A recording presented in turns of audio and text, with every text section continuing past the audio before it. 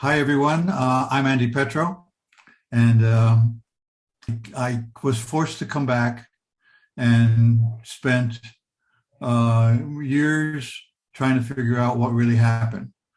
So let me just begin the story and get through the process so then we can get to some questions and answers at the end of my process here.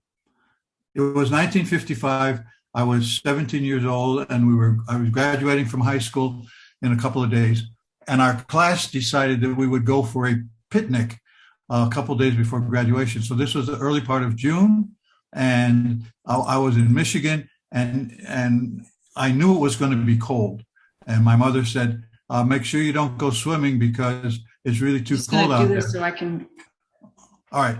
So my mother said to me, "Okay, don't go swimming because it's too cold. It's the first part of June," and I took my bathing suit and I hid it in my lunch bag, and I went off to the picnic. At the picnic, after we had lunch, a lot of my friends were standing out on a floating platform about 50, 60 yards away, something like that. And they were waving and yelling for me to come and join them. And I hate cold. I hate cold water, but it was our last day together. So I ran and jumped into the water, started swimming, and started to warm up as I got into my rhythm. And about halfway there, all of a sudden I got cramps. I couldn't kick anymore, and not kicking, I wasn't strong enough to continue. So I'm down. And I'm under the water, and I'm starting to choke and gag on water, and I'm trying to get up to the top. And my head comes up at the top, and I look around, and I can see it, and I'm struggling and waving, and I can see them waving back at me.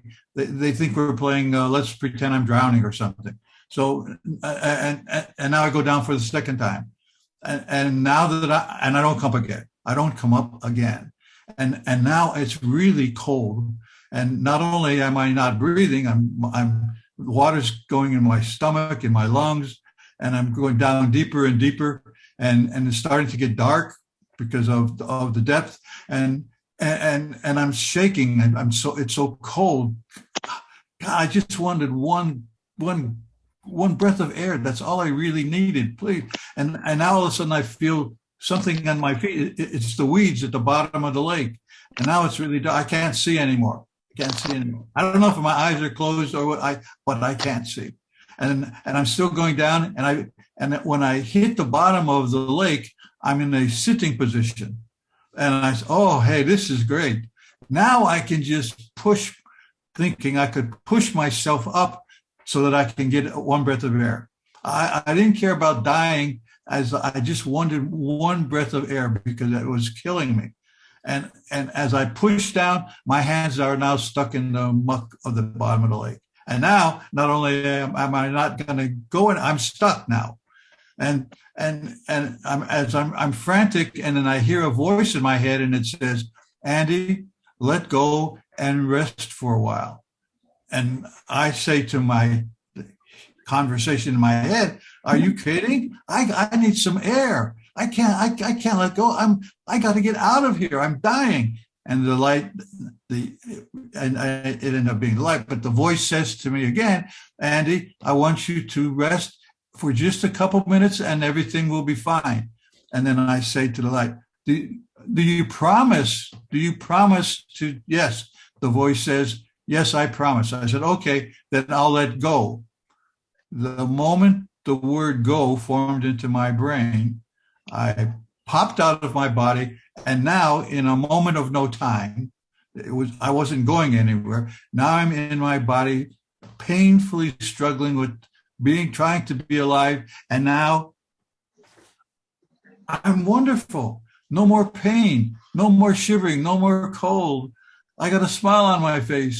I feel loved, like after all these years of trying to explain how great the love feeling was. There are no words in any language to describe what I'm feeling right now, because every time I talk about it, I can feel it all over again. It's such a fantastic feeling. And I'm in this dark tunnel, And I looked one direction and I see this light, and the light is so bright it's like 1,000 suns all exploding at the same time. And I say, this should be blowing my retinas out. This is really bright, but it's not. I can stare right into it and there's no pain. Then I go in the other direction, look in the other direction.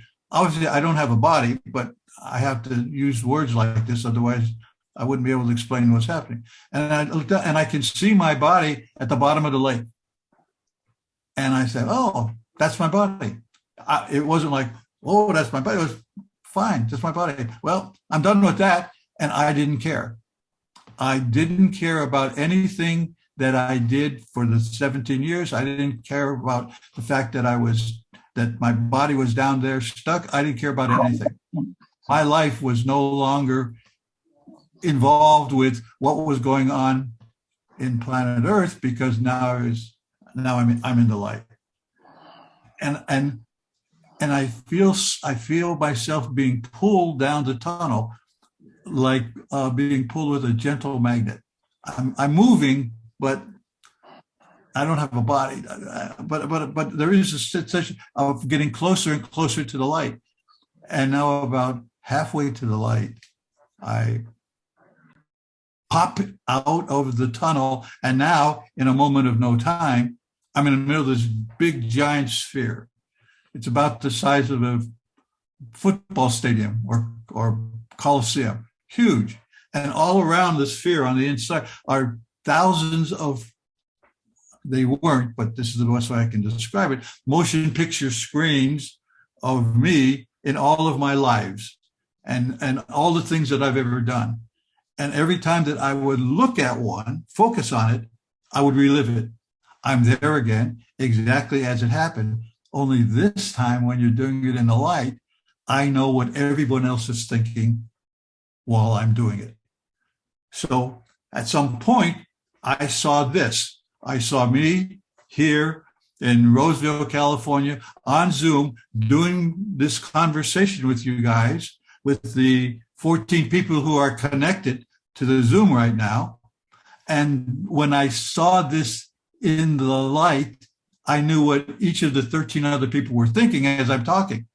I knew this guy doesn't know what he's talking about. Oh, this is interesting. Whatever, I knew it all. So there was a knowing that occurs in the light where you know everything. Everything is transparent.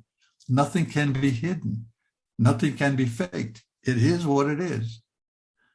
So as I go through all of this, the light is next to me, whatever that means. And we're reviewing these things together. And we would look at something and the light would say to me, look at that. Look how upset you got over this. Look at how angry you got. And for what reason? Because this isn't real. Life on planet Earth isn't real. Think of it as a big play, like a big Broadway play in which there are 7.5 billion actors. And everybody has their own costume. I got a costume that makes me look like somebody whose parents were from the Ukraine, and now he's living here in America, and he's a white guy with a beard, and so everybody that's on the planet wears their own costume. And the beauty of it is that as soon as I leave and get back to the light where we all belong, the costume comes off and we're all the same. There is no separation. There is no hierarchy. There is no judgment in the light. We're all there, made from the same stuff. And when I remembered that, doesn't get any better than that. It just doesn't. It's a wonderful, wonderful knowing. And in the light, there's no time. So what's going on right now, I could view and understand and know. What went on 100 years ago, 1,000 years in the future on Earth, all of that was known. I knew it all. And then in a moment of no time, I popped back into the tunnel. And now I'm getting closer. Now I'm as close to the light as I am close to my computer screen. I mean, I'm right there. And I can see the light, and the light looks like I'm going to try to use words to explain it, but it looks like a silhouette, kind of like a target silhouette, but no features on it. It's not male or female. It's just a light thing. And the light says to me, Andy, don't be afraid. And I was pretty impressed that it knew my name. I was Andy, and I wasn't afraid. I was home. It's like if you were gone for a long time, years, and finally came back to your home and your parents were there and all your friends were there, being home, that feeling of being home, multiply that by a billion trillion. And that's how I felt when I was in a light. I was home, finally, from wherever I was. And I didn't care where I was, and I didn't care what I did, because now I was home. And then the light says to me, Andy, I love you. And I was filled with, I can't find words for it, but it was just an ecstasy. And then the light says to me, Andy, we love you. And when I heard the word we love you, the light disappeared, became billions and billions of other lights, just like me. And in a chorus, they said, welcome home, Andy. And I knew I was home. God, what a great feeling that is to finally be home. And so I was absorbed into the light. And for years, I tried to explain to people, what does it feel like? What do you mean you were absorbed into the light? And the best thing that I can come up with, and it still falls short, but it's the best I can do with the English language, is let's pretend that the light is a large glass of water. And let's pretend that Andy is a teaspoonful of sugar. Now we take a teaspoonful of sugar, we put it in the water, and we stir it around. And after it's stirred around, you reach in there and get a spoonful of water out, and you say, is this Andy? Where's Andy? Well, Andy's everywhere. Well, where's the light? Well, the light is everywhere. Because I knew at that time that I was a piece of the light. I was a holographic piece of the light. I wasn't greater than the light. I wasn't less than the light. I was a piece of the light. And when all the pieces of the light come together, it is the light, which is everything. There is not a thing that is not a piece of the light. And it was so wonderful. And I went through all the various universes, and it was just a wonderful, wonderful experience. Now, realize that Earth time, I was only drowned for about 10 minutes, somewhere 10, 15 minutes. I don't know what time, because when I left my body, I didn't care about it anymore. I don't know who found me. I don't remember being dragged from the bottom of the lake up onto the beach. I don't remember being turned over. I don't remember any of that. Okay? I'm still in the light. And then the light says to me, Andy, you've got to go back. And I said, no, I don't think so. I don't think I'm going back. And it says, Andy, second time, you're going back. I said, no, you didn't hear what I said. I'm not going. I'm home. Why would I want to go back? And the light said for the third time, Andy, you're going back. And when I heard the K, I was filled with the pain of being stuffed back into my body that's laying on the sand on the beach with somebody on top of me pushing the water out of my lungs. Oh my God, I can't tell you how sad that I was. Back here, come on, give me a break. I'm back. Oh, I started to cry. I'm not sobbing, but there were tears coming out of my eyes. And the good news for me was everybody thought I was crying because of the pain. Well, yeah, it was the pain, but it wasn't the physical pain. It was the pain of leaving the light. It was the pain of coming back into my body. And it was the pain of having to spend more time on planet Earth. I was upset because All the light said to me was, Andy, you're going back. It didn't say, when you go back, I want you to get with Irons and tell your story. I want you to go here. I want you to write some. It didn't say any of that. All the light said was, you're going back. Well, I don't even know what this is. This is 1955.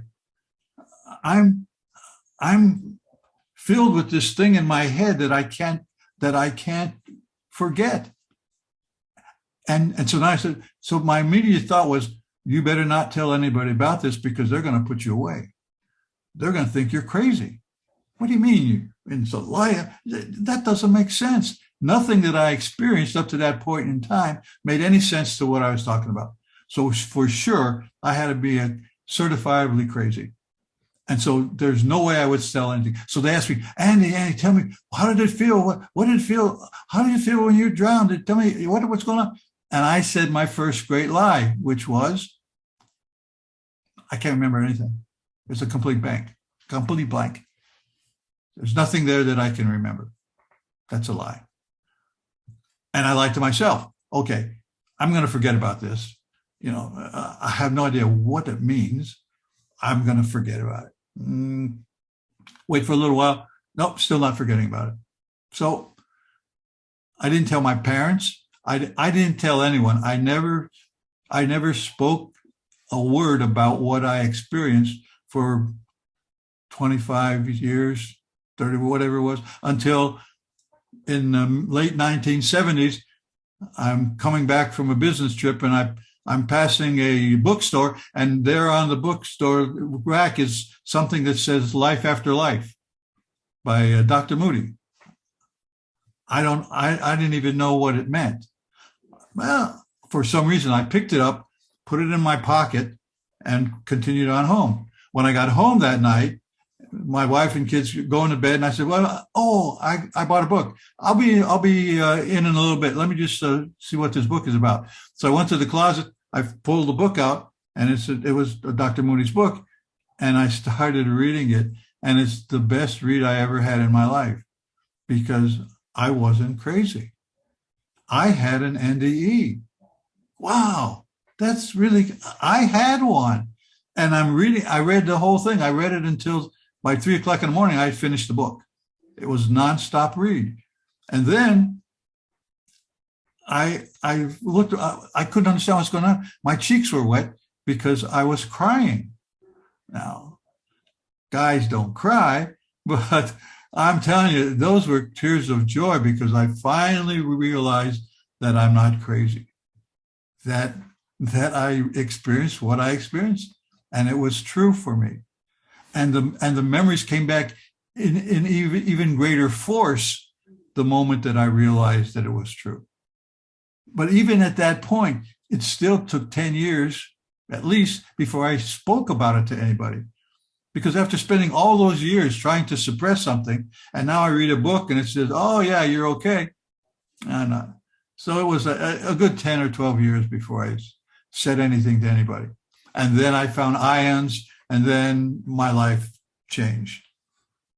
But those years of searching and trying to figure out what's going on when I didn't know, it was so wonderful to finally know that it was true and it was real. And I'm just now waiting to go back. That's the really great thing for me personally, is that pretty soon it's happening. I'm 85 now. Come on, 85. What am I doing here at 85? When I was 17, I'm in the light, and now I'm 85. So I'm just waiting to go and share whatever all of my experiences in the light with anybody who wants to listen. That's fine. I have nothing to prove. I have nothing to do other than share the wonderful, fantastic, unconditional love that lives in the light, and the fact that I am, we are, everything is a holographic, vibrating piece of the light. And here I am in front of the Williamsburg Ion Group telling my story. That's my story.